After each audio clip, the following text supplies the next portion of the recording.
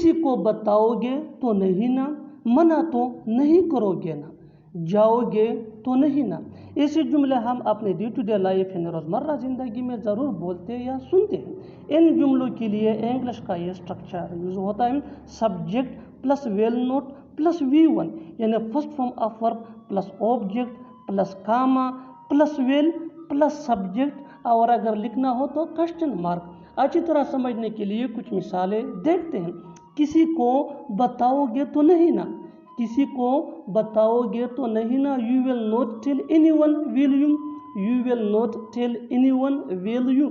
मना तो नहीं करोगे ना, you will not deny will you, you will not deny will you. जाओगे तो नहीं ना, you will not go will you, you will not go will you. बिल्कुल हम स्ट्रक्चर को स्टेप बाय स्टेप फॉलो कर रहे हैं। आप भी स्ट्रक्चर की मदद से सीख सकते हैं, बना सकते हैं ऐसे बहुत से जुमले अंग्रेजी जुबान में आसानी से।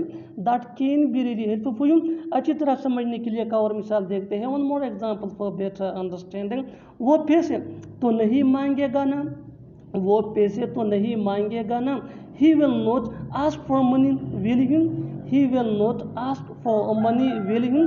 और आखिर में ये सेंटेंस आपके लिए, कमेंट सेक्शन में इसका जवाब ज़रूर देना। दोबारा तो नहीं पूछोगे ना, दोबारा तो नहीं पूछोगे ना। Subscribe to English PS for more advance English sentence structure. Thanks ma'am.